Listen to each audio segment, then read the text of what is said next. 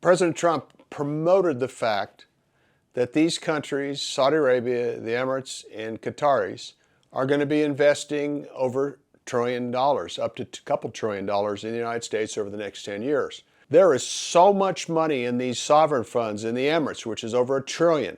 I think the Saudis is close to $1 trillion. And the Qataris have investments all across America. They spent over $3.5 billion helping fund the Middle East study programs in American universities. And the list goes on and on. People within the U.S. government that have done business with Qatar.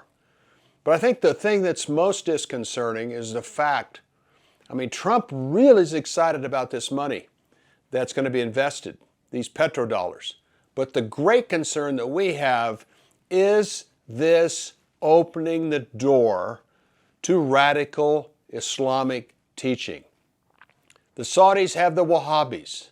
The Qataris have been one of the largest funders of terrorism in the world.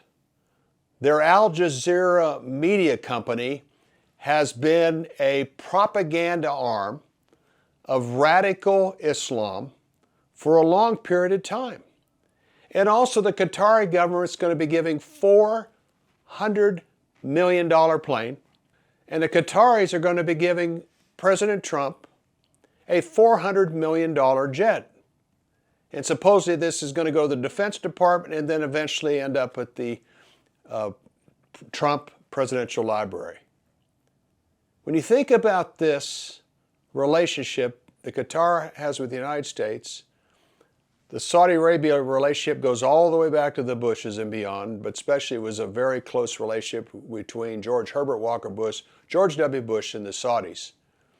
But to have the doors of America, a country that was built on Judeo-Christian values, to a radical teaching of Islam throughout America, where we're already seeing a tremendous amount of mosques being built. We're seeing it spread throughout the country, in Texas, in Maryland, in Michigan.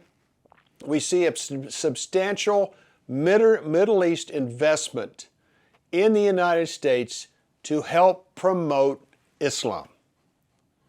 So that's a concern that we have. We'll be following this very closely, and we continue to stand and our call on Christian leaders to make the biblical stand that Israel has the rights to their covenant land, the Abrahamic covenant land, according to Genesis 15:18, that goes from the Euphrates River all the way to the Great River in Egypt. The international community, the United Nations, leaders of the EU, and the United States have been calling for a two-state plan, which means an Arab state in Judea and Samaria. I encourage you to subscribe. Our purpose is to keep you up to date on world news that's biblically relevant.